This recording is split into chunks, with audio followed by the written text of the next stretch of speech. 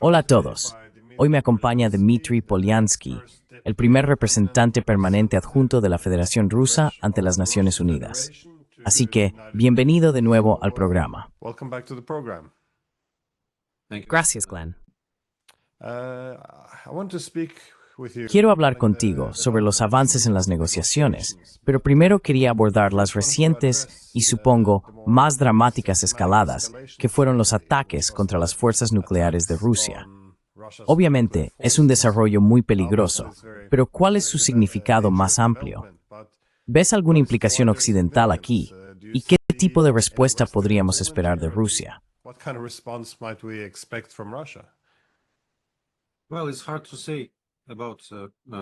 Bueno, es difícil decir algo sobre la implicación occidental en esta etapa.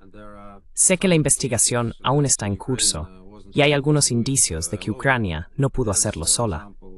Como por ejemplo, con todos los llamados ataques ucranianos en el Mar Negro, todo el mundo sabe que están siendo llevados a cabo por el Reino Unido, con drones proporcionados por el Reino Unido y datos de inteligencia. Quizás los ucranianos solo pulsan el botón, pero eso no convierte el ataque en ucraniano. Así que en este momento, no especularía sobre el nivel exacto de implicación de servicios especiales extranjeros, en particular británicos.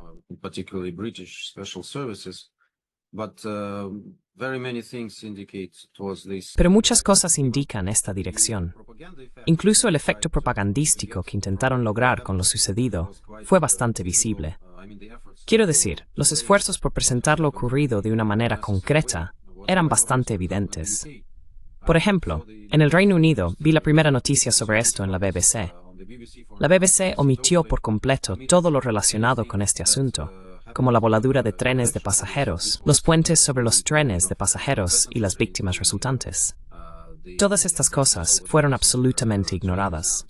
Al parecer, no es necesario que los ciudadanos británicos comunes sepan sobre estas cosas.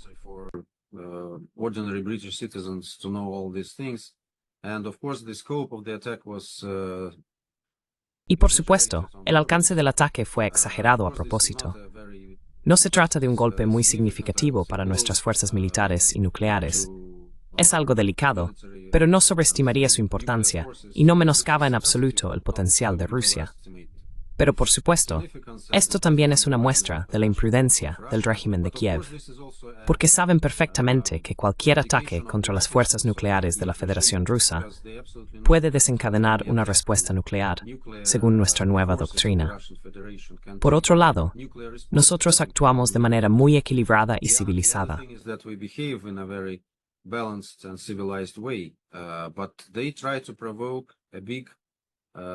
Pero intentan provocar una gran respuesta de nuestra parte, preferiblemente con armas nucleares, para crear una gran protesta internacional y hacer realidad su sueño.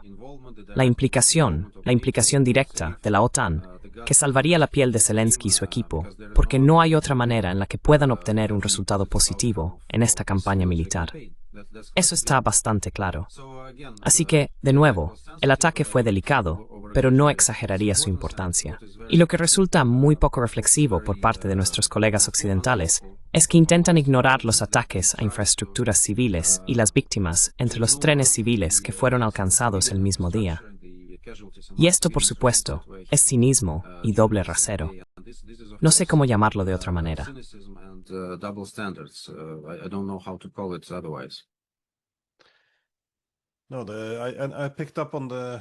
También noté la ausencia de cobertura sobre los ataques a los trenes en los medios de comunicación. Eso me preocupó. Pero también estaba pensando en el control de armas, porque gran parte del control de armas depende de la necesidad de transparencia. ¿Sabes algo ya sobre cuál podría ser la respuesta rusa? Por ejemplo, los bombarderos nucleares tienen que ir bajo tierra o almacenes reforzados. Quiero decir, ¿se ha tomado alguna decisión en este ámbito?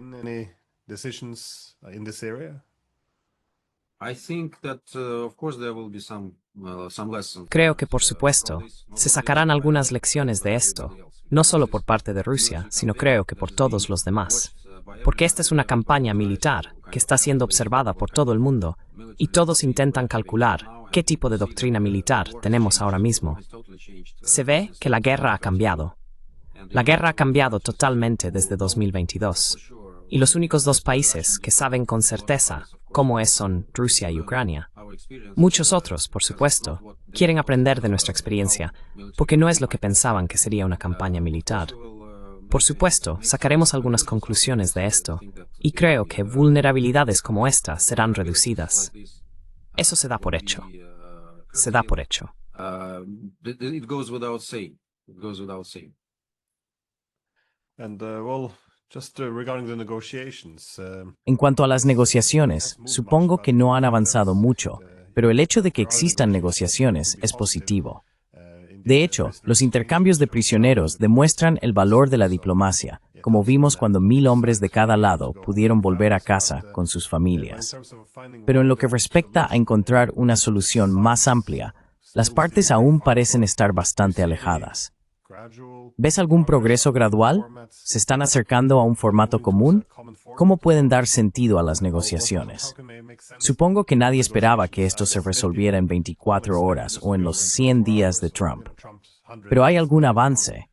Porque hay muchas partes implicadas en este conflicto y las posiciones son muy divergentes. Entonces, ¿hay movimiento? Is there movement?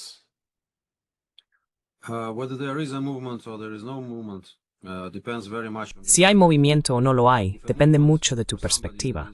Si para alguien el movimiento significa mantener las demandas absolutamente poco realistas y disparatadas de Ucrania, creo que no hay movimiento. Si el movimiento son negociaciones directas entre los dos países beligerantes y algunas decisiones humanitarias que afectan la vida de la gente común en Rusia y Ucrania, creo que sí hay un movimiento significativo. Y además, no se trata solo de intercambios de prisioneros. Recientemente, como sabes, hubo un acuerdo sobre la devolución por parte de Rusia de 6.000 cuerpos de ucranianos que murieron en combate. Y hubo cierta reticencia por parte del régimen de Kiev, porque reconocer el hecho de que hay un número tan grande de bajas y un número tan grande de cadáveres que no están siendo reclamados por el Estado ucraniano resulta un poco embarazoso. Eso lo puede entender cualquiera. Pero ahora finalmente han tenido que admitirlo. Al principio intentaron decir que se trataba de cuerpos no identificados, pero nosotros... non-identified bodies, but we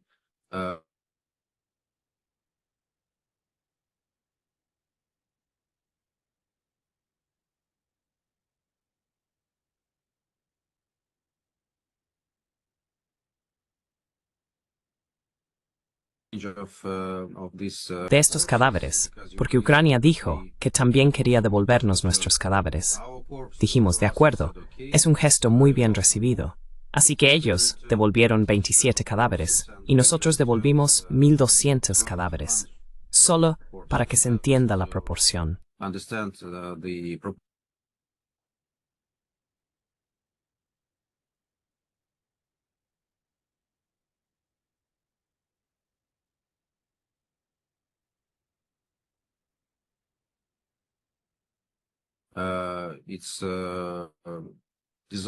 Su deseo de ser realista y práctico.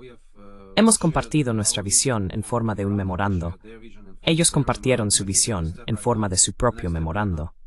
Creo que el siguiente paso ahora sería estudiar estos memorandos y volver para un intercambio, con suerte en algún momento de junio.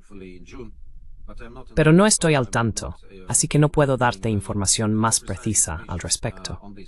Pero en cualquier caso, si lo miras desde esta perspectiva, creo que las cosas han avanzado significativamente, y creo que los esfuerzos del presidente Trump contribuyeron mucho al hecho de que Ucrania se volviera más flexible y finalmente decidiera reanudar las negociaciones que se interrumpieron en Estambul de febrero a abril de 2022. Creo que esto es muy importante. April 2022. I think this is very important. Bueno, en cuanto a las negociaciones, tengo una pregunta sobre el formato, porque una de las principales quejas o debilidades del acuerdo de Minsk desde 2015 fue que solo era entre la entonces Kiev y Donbass. Muchos argumentaron que Rusia debería ser parte. Rusia argumentó que la OTAN era obviamente parte del conflicto. Pero si todos reconocen que esto es una guerra por poderes, como han reconocido Marco Rubio o Boris Johnson, No sería tema insensato tener acuerdos en Rusia o Estados Unidos Rusia. NATO, Russia or US-Russia negotiations because it is if we see Porque that si this vemos que este conflicto, su origen, sería la ruptura de la arquitectura de seguridad europea, incluso halcones antirrusos como el general Kellogg han dicho que Rusia tiene preocupaciones de seguridad razonables respecto a la expansión de la OTAN, lo que también debe aplicarse a Georgia y Moldavia. Así que, si reconocemos esto, ¿por qué no es también un componente de las conversaciones entre Rusia y Estados Unidos?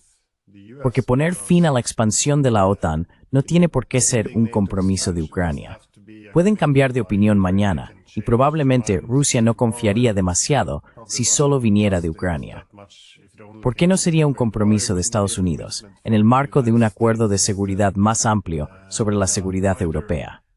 De nuevo, si la idea principal es abordar las raíces que causaron esta guerra. fix the roots of what caused this war. I think we will come to this, and us having Creo que llegaremos a esto. Y el hecho de que tengamos negociaciones directas con los ucranianos no nos impide mantener negociaciones con Estados Unidos. Sé que el diálogo continúa, hay intercambios a diferentes niveles, y he oído que habrá otra ronda de negociaciones entre expertos de los ministerios de Asuntos Exteriores sobre los problemas en nuestras relaciones bilaterales. Así que esto no significa que estemos centrados únicamente en una vía. En cuanto a la parte europea y la parte de la OTAN, creo que aún no han madurado para esto, y siguen viviendo bajo la ilusión de que es posible causar algún tipo de problema a Rusia. of inflicting some kind of problems to Russia. They are not speaking about strategic defeat anymore, but Ya no hablan de una derrota estratégica, pero quieren hacer que nuestro país sufra lo máximo posible. Eso está bastante claro. Así que todavía no han superado esa lógica infantil en esta etapa, y podemos esperar. Pero en cuanto a Estados Unidos, no tengo indicios de que nuestro diálogo se haya detenido a la espera del resultado de las negociaciones con Ucrania. Creo que continúa, y esto es paralelo. Sabes que nuestras negociaciones con Estados Unidos no se limitan al tema ucraniano. Son mucho más significativas e importantes. they are much more significant and important, and there were indications also that Russia might Y también había indicios de que Rusia podría desempeñar un papel fundamental para encontrar una solución a la crisis en torno al problema nuclear iraní y a otras cuestiones. Así que creo que estamos solo al principio de este camino, pero las negociaciones directas con Ucrania son de suma importancia para detener este conflicto y abordar sus causas profundas. Creo que no cometeremos otro error, como el que se cometió en el caso de los acuerdos de Minsk, por diferentes razones, y no seremos tan ingenuos como antes. Esto lo han afirmado repetidamente el presidente Putin, el ministro Lavrov y muchos otros funcionarios. Creo que nuestra posición es absolutamente cristalina para todos. Our position is absolutely crystal clear to everybody. How much of the US-Russia relationship ¿Cuánto depende la relación entre Estados Unidos y Rusia de la guerra en Ucrania?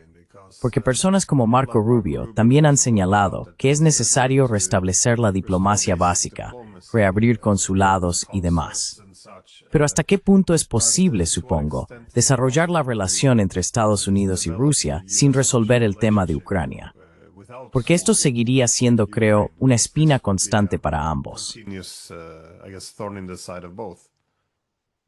Well, Russia can't solve Bueno, Rusia no puede resolver el problema ucraniano por sí sola.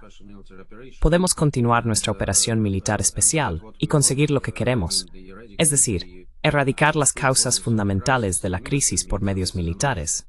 Y esa es una opción.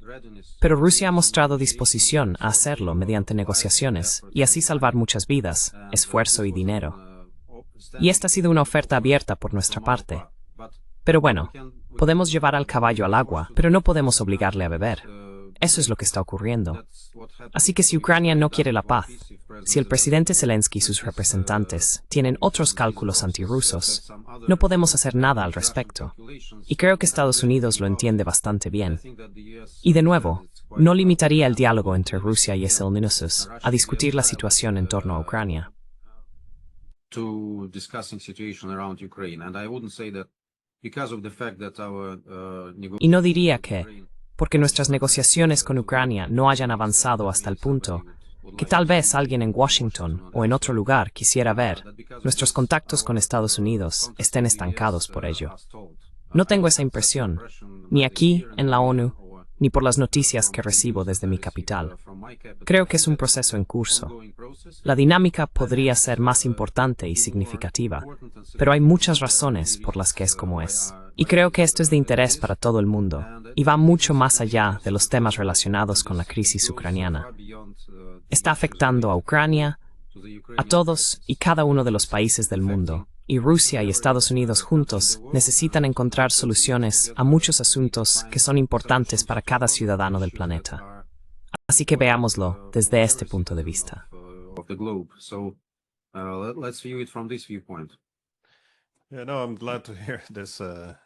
Me alegra saber que esta diplomacia al menos ha comenzado y que realmente está avanzando, porque la idea de que las dos mayores potencias nucleares del mundo no deberían tener relaciones diplomáticas es trágica. Y como muchos en Estados Unidos también reconocen, no se pueden resolver muchos problemas a menos que haya algún tipo de cooperación entre ambos países. Pero en cuanto a restablecer las relaciones diplomáticas, ¿ves algún papel para los europeos en estas conversaciones? Sé que todavía no contestan al teléfono, pero ¿tiene esto alguna relevancia ya?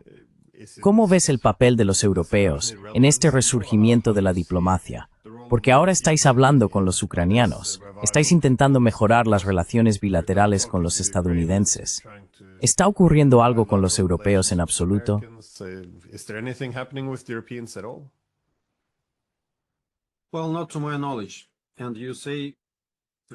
Bueno, que yo sepa, no. Y cuando dices restablecer relaciones diplomáticas, te corregiría un poco. Todavía tenemos relaciones diplomáticas, solo no tenemos relaciones diplomáticas con Ucrania. Pero, por supuesto, el nivel de relaciones que tenemos, a veces no tenemos embajadores en algunos países.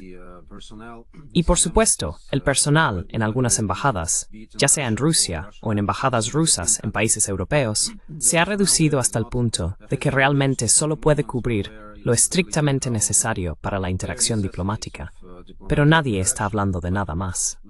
Y esto, por supuesto, no es normal.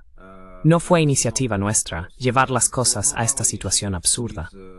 Fue la elección de los europeos, y depende de ellos decidir si quieren hacer algo al respecto o no.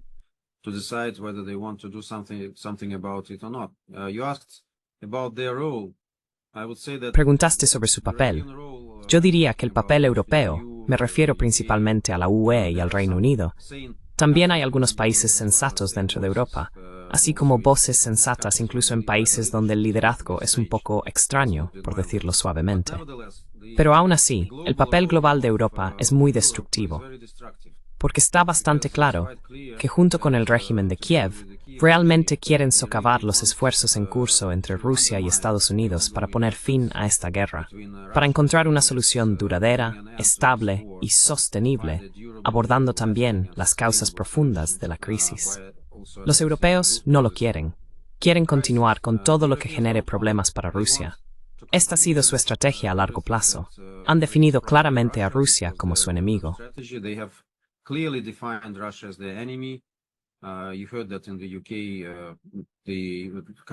Has oído que en el Reino Unido, el liderazgo actual ha empezado a preparar a la población para aceptar la idea de que el Reino Unido en algún momento va a estar en guerra con Rusia.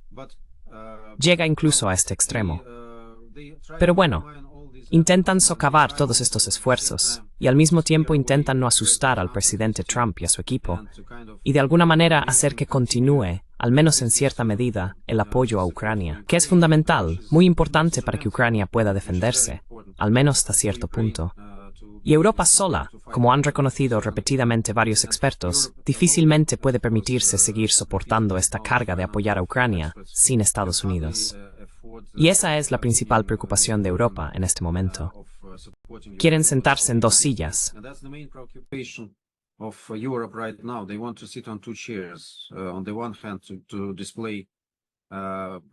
Por un lado, quieren mostrar disposición ante las iniciativas pacíficas del presidente Trump. Por otro lado, quieren seguir apoyando a Ucrania. Y si no fuera por el cambio de actitud en Washington, creo que habrían continuado con el mismo enfoque y las mismas acciones que antes de que el presidente Trump asumiera el cargo. No es una elección suya. Se ven obligados a estar en esta situación incómoda y están intentando encontrar una salida que, según su propio manual, sigue estando en contrarrestar y combatir a Rusia, porque su actitud es totalmente rusófoba, y lo sentimos. Por eso es difícil imaginar qué tipo de contactos, negociaciones o cualquier otra cosa pueden suceder en una atmósfera así, que ha sido deliberadamente envenenada por estos países, y ha estado envenenada durante muchos años. Así que esa es la situación en la que nos encontramos.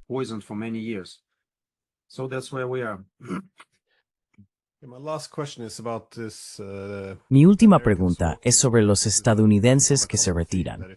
Esto se ha convertido en un tema recurrente, que si no consiguen la paz que desean, se marcharán.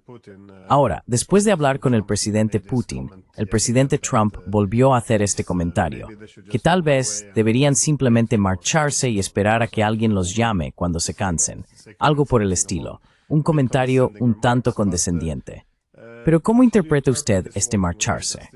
¿Significa simplemente desvincularse de las conversaciones de paz o también cortar el suministro de armas? En otras palabras, Estados Unidos deja de participar en la guerra.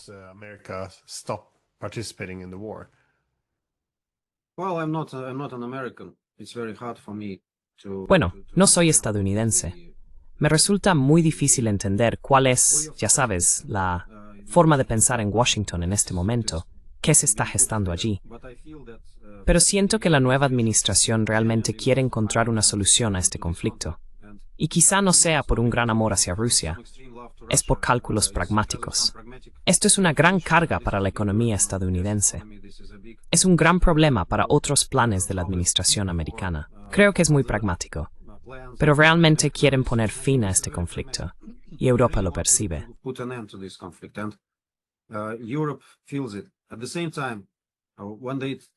Al mismo tiempo, un día los estadounidenses empezaron a involucrarse más profundamente en comprender lo que había sucedido.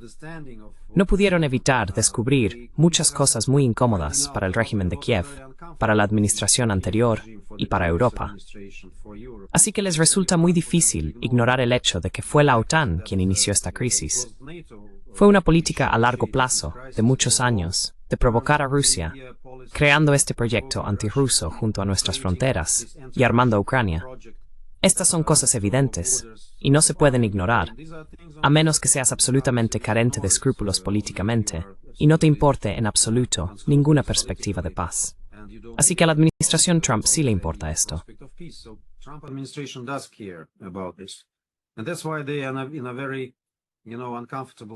Y por eso están en una situación muy incómoda, porque por un lado quieren apartarse y dejarlo en manos de los europeos. Por otro lado, ven que muchas cosas ocurrieron allí por culpa de Estados Unidos, por culpa de la administración anterior. Hay muchas cosas injustas que se han hecho a Rusia por parte de los europeos, por parte de la OTAN. Estas fueron las administraciones. Alguien más habría preferido otra versión de los acuerdos de Minsk, pero dijimos repetidamente que esto no es algo que nos vaya a satisfacer, y tienen que tener en cuenta esta postura, que es lógica y coherente.